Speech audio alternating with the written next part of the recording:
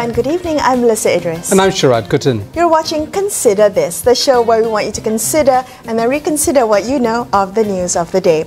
Of course, the biggest news of the day has been that PKR President Datuk Seri Anwar Ibrahim's claims that he has a strong, formidable majority and convincing majority to form a new government. Now, we will be speaking to political analysts about the likely impact of this announcement and all the likely alliances that might emerge. But first, Berita 2.0 has responded to Defence Minister Datuk Seri Ismail Sabri Yaakob's announcement earlier this week that those who are COVID-19 positive and patients, COVID-19 positive as well as patients under observations in hospitals will not be allowed to travel to voting centres to cast their ballots in this Saturday's Sabah state elections. Now, to this, Berita has insisted that voting is a constitutional right and cannot be denied even during a pandemic. They've also cautioned the Election Commission that the EC could face lawsuits if it refuses to let voters cast their ballots. Around 1 million voters are expected to turn up this weekend to vote in the Sabah elections. And this is all coming as Sabah yet reported another COVID-19 cluster today that brings the number of active clusters in the territory to 8. So, interesting, because voting in a time of pandemic, Sharaad, this is going to be the new normal, and we have to figure out how to do this and allow for everyone to exercise their constitutional right.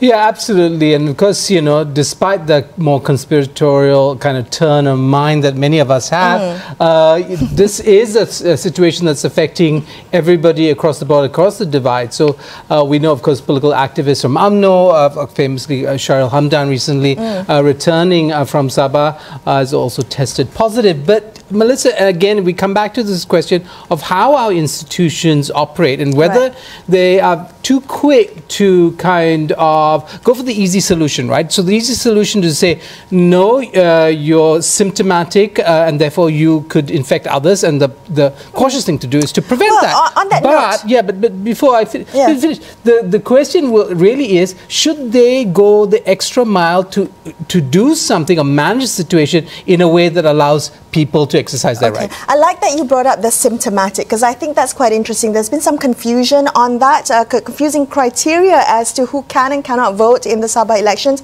Symptomatic people, apparently, and including those who are under observation in hospitals, they're not allowed to travel to voting centres, but asymptomatic patients and also quarantined individuals, they will be allowed to vote at a special voting booth. I don't understand the difference in terms of the voting rights for symptomatic and asymptomatic. Well, and especially when we know that the science is that you could be equally contagious while you're asymptomatic. The other problem, of course, with the idea, though, I think intuitive people say, yes, you don't want people infecting other people, right? And so to the extent that you can stop that, you should stop it. But the question is, there's insufficient testing. So there are many people who are potentially positive but who don't know because they are asymptomatic. So really it's about following those SOPs and making sure that whether you're asymptomatic or symptomatic, you don't infect other people. Well, I'm just wondering what that would mean for voting behavior, by saying this, by saying that symptomatic COVID patients are not allowed to vote. Would that give more confidence to people to come out and vote, thinking that there are, strict rules? Well, that's interesting, except that we know that asymptomatic COVID carriers are infectious, and this is one of the problems with the virus, right? So again, if you follow the science, then it doesn't quite make sense, and I think Berita makes a very important point.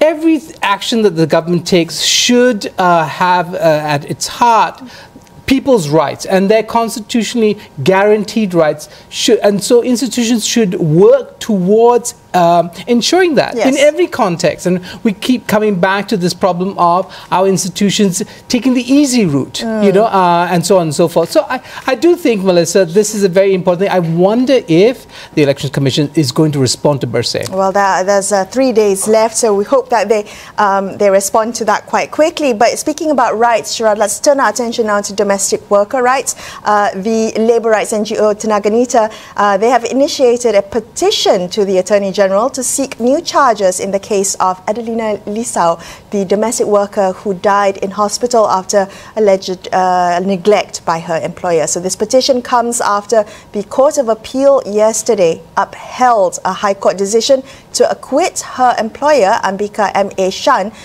of a murder charge. Now, if you recall back, Adelina died of multiple organ failure following the alleged abuse at a house in Bukit Mertajam back in 2018.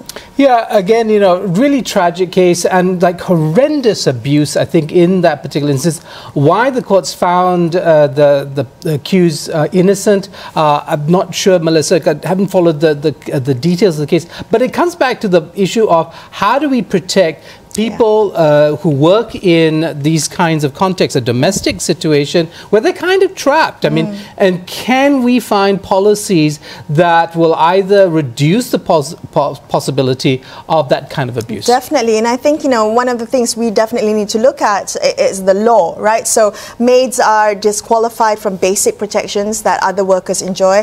Fixed working hours, for instance, leave days, medical coverage, sometimes in some cases also fair wages.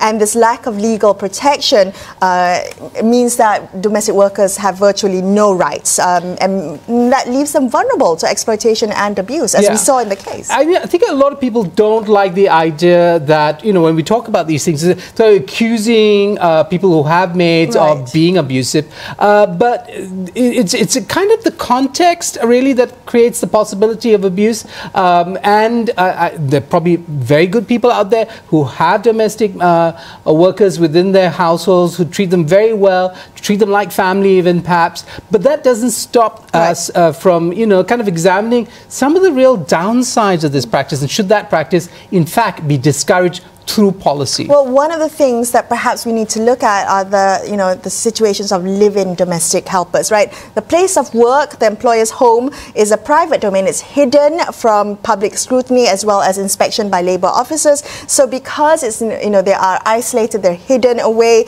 therefore maybe employers feel that they can exploit without fear of repercussion. Oh, in fact, because the lines are blurred, you don't realize that you're actually making this person work for more than 8 hours. Or making them do things that are outside their remit, right? And so people think, oh, well, I've hired this person. Well, they can now wash the car. Maybe they can wash my cousin's car, or they can wash the cars, you know, of anybody I ask, and so and so on and so forth. So there's a kind of blurring of the lines that make the situation ripe for abuse, exploitation, and then of course physical abuse, sexual abuse. All these become part of the psychology. Even withholding passports is a form of, you know, of abuse. You're withholding the rights, right? And you know, and Melissa, I know you've probably heard this. I've heard it. People talk about maids as if they're not quite human, and also they're all like children, or that they. And this is what the reason for holding the passports is. Or we don't want them to run away,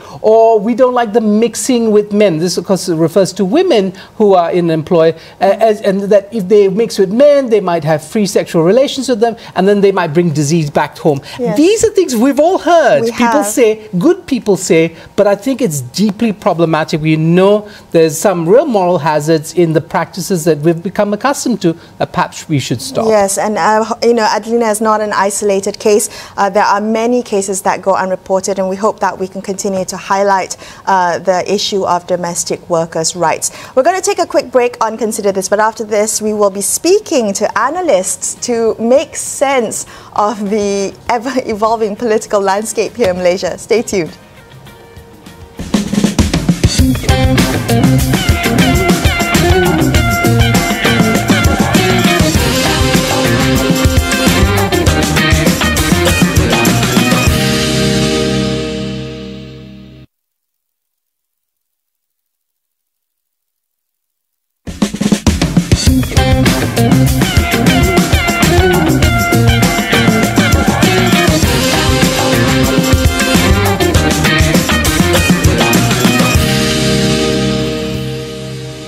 Hi, you're watching Consider This. I'm Melisa Idris, with me is Sharaad Kuttan.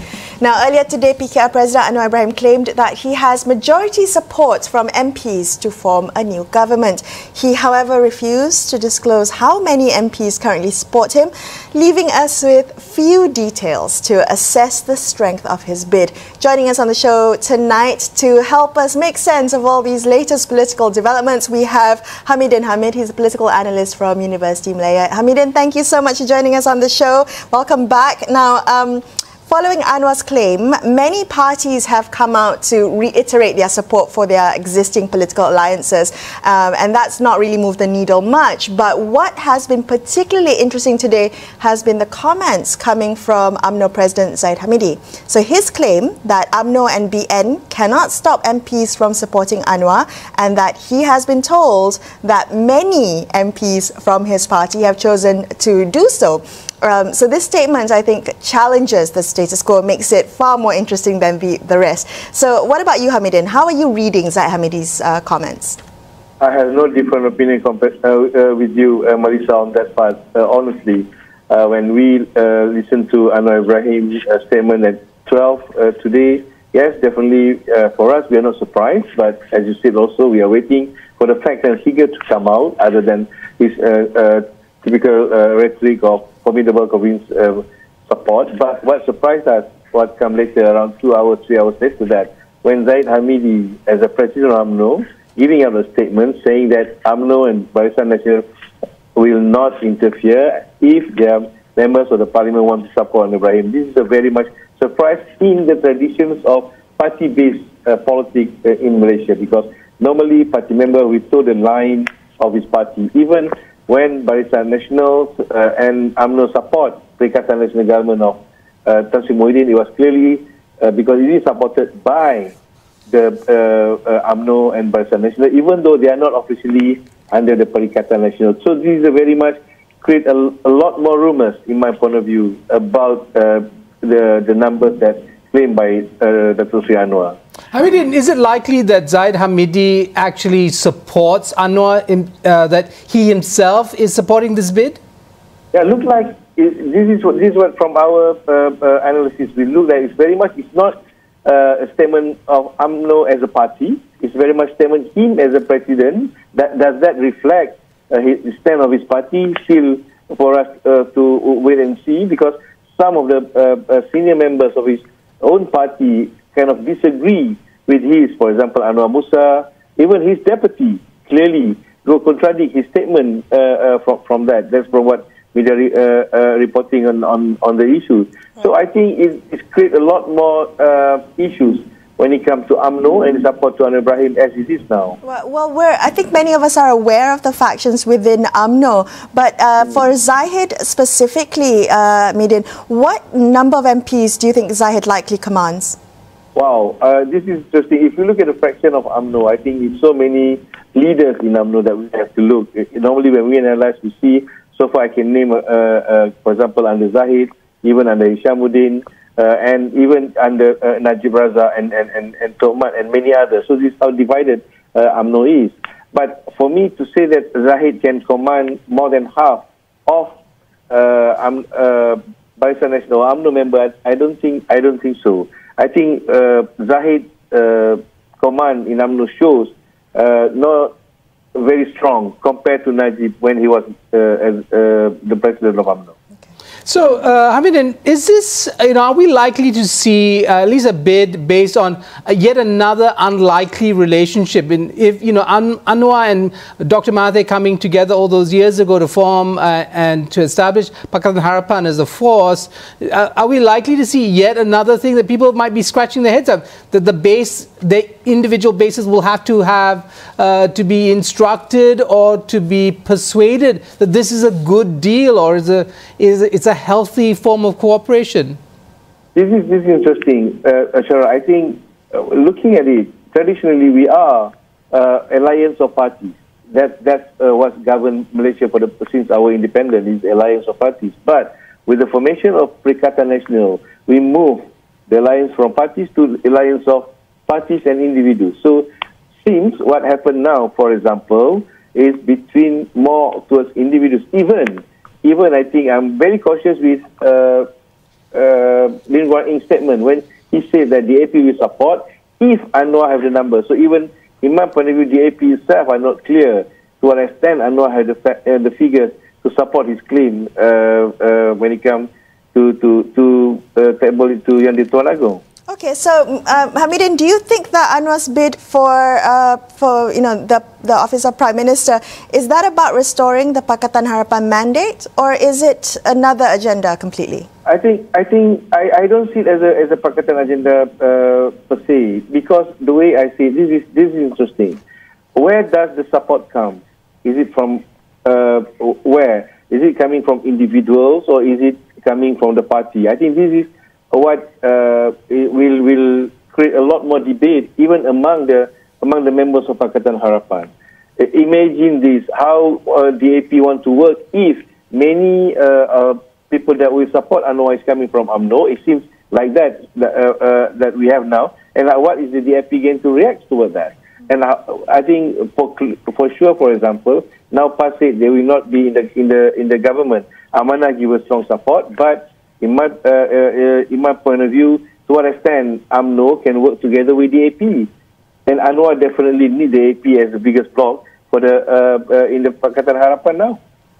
Okay, Hamidin, so there are many nobles. Anwar has confirmed that Dr. Mahathir and the MPs that follow him are not part of the bloc. He made no mention of Shafi Abdal and Warisan, and so on and so forth. So how do you see all those different elements? What is it, do you think, is in the mind of Anwar Ibrahim when he's trying to put this coalition together in order to make a bid for the Prime Ministership? This is what surprised us, because if Anwar learned from what happened, I think, when what we call it, he and his September blues, I think, remember around 10 years ago when he spoke about 16 September, to call out the government in 2008, and others. And if he learned from what happened during the transition period from Mahathir to Muhyiddin Yassin, I think the best way for Anwar, he should represent the table to Yang di-Tuan Agong rather than making a statement first.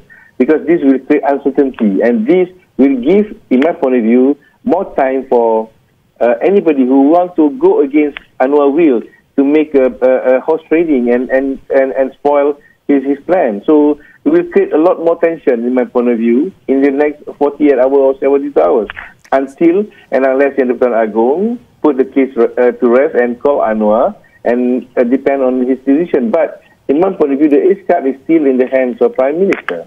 I think Tan Sri Muhyiddin rightly mentioned just now that the government is still standing, nothing much impacted by, in my point of view, what just a political bluff by a statement by Anwar Ibrahim. Yeah, so Tan Sri Muhyiddin, yes, of course, could call Anwar's bluff in terms of the numbers, but he must be quite worried because there has been a lot of tensions within the Perikatan Nasional, his relationship with UMNO, a lot of talk for a long time about UMNO wanting to go to an election.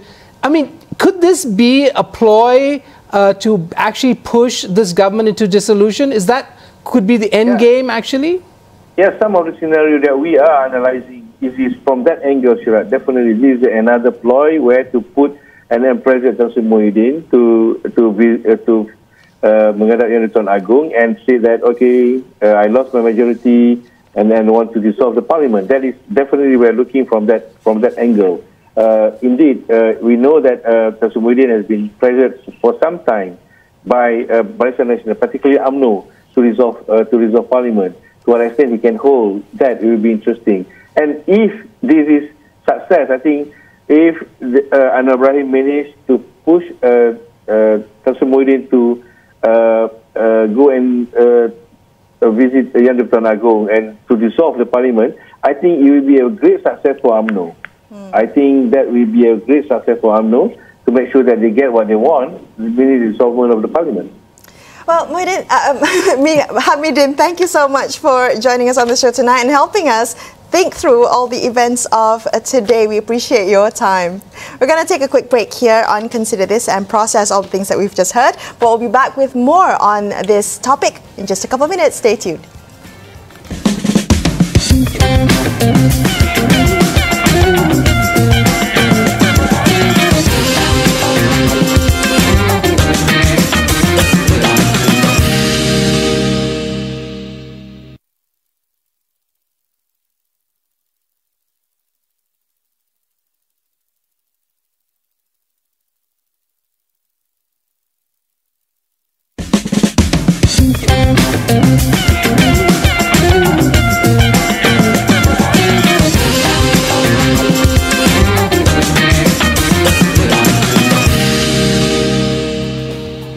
Thank you so much for staying with Sharaad and I on Consider This. Let's continue our discussion about the Malaysian political landscape and the developments that happened today. Joining us on the line now, we have political analyst Jeniri Amir. Good evening. Welcome to the show, Jeniri. Now, before we begin, I'd like to play this clip of a comment made by Sarawak Chief Minister and GPS Chairman Abang Johari Tun Openg. He made today. He was responding to Anwar Ibrahim's claim to have majority support of MPs in Parliament. Let's play the clip. I have said in our Malaysia Day in Cebu that GPS is behind Tan Sri Muhyiddin Yassin. Yeah, it stays. It stays. I don't know because he's doing it today and Sabah is having election. I mean, you analyze, huh? Yeah. He's doing it today, okay? And the election is in Sabah. You analyze, huh? The timing. What's your analysis, Datuk? My analysis, my analysis play. My analysis play. Play. Oh. Okay. Hah? Jangan you busuk. Kau dah tu. Pelik kata kita apa? Pelik mean weird.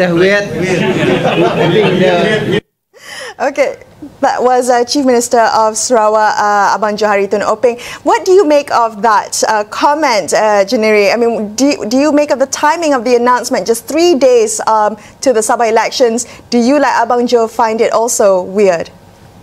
Yeah, we need to bear in mind that actually during the Malaysia Day celebration in Cebu, the Chief Minister of Sarawak did mention that GPS is solidly behind Perikatan Nasional, also in full support of the Prime Minister Tan Sri Muhyiddin Yassin. So based on his comment, that simple and short statement, brief statement actually is rather cynical. So to me, without the support of PAS definitely is not supporting Anwar Ibrahim, and by that it means that they need at least another about 20 more members of Parliament. That definitely comes from Sarawak. But based on the statement made by the Chief Minister, it's very obvious that GPS is not with Anwar Ibrahim. Without GPS support, there is no way that Anwar Ibrahim has the number. So that to me is there are a lot of questions rather than answers based on the claim by Datuk Seri Anwar Ibrahim. But Jeniri, is it also possible that GPS will shift its support if they find that a new coalition could suit them in terms of their particular interests? I mean, are alliances... Anything is possible in politics. You need to bear in mind, go back to the history. When Barisan Nasional lost in the general election in 2018, so Sarawak BN National, Sarawak BN pulled out of National BN and formed a new entity called GPS, Gabungan Parti Sarawak, on the 12th of June 2018. So this means that it's not tied to whatever decision made by the central body. So GPS has full say, has the absolute say what position they want to take. So whatever position they take, I think depends very much on the deal, what kind of deals done later on. But that is too early for us to comment. Right. But okay. I believe the stand going to be taken by GPS. I think they're going to support the new government if it's going to happen at all. Okay. Well, if we could shift our attention to how this statement today by Anwar Ibrahim might impact the outcome of the Sabah polls, do you think that that will have any significant impact on voting behavior or even sentiment on the ground? This, I cannot say, give a straight answer yes or no. It all depends on a few factors. Number one, whether part of Bersatu will support Anwar Ibrahim, and whether UMNO is going to have full support of Anwar Ibrahim, and also whether the voters from Sabah, which are now in the peninsula, which are about 250,000 voters, most of them going back to Sabah, but I doubt they plan to go to Sabah because of number of factors. Number one is because of very expensive flight back. Number two, because of the COVID-19 pandemic, which is still very serious in Sabah. So if this doesn't happen, and if the voters from in Semenanjung doesn't go back to Sabah, and if UMNO is not supporting Sabah, the current Anwar Ibrahim, I mean, so that is going to have less impact on the Sabah state election. Okay. Well, unfortunately, Jeniri, we've run out of time, but we must have you back on to discuss more about the impact of in this weekend's Sabah polls. Thank you so much for joining us on the show tonight with your insights. Thank you. That's all we have for you on this episode of Consider This. I'm Melisa Idris. And I'm Sharaad Kuttan, signing off for the evening. Thank you so much for watching. Good night.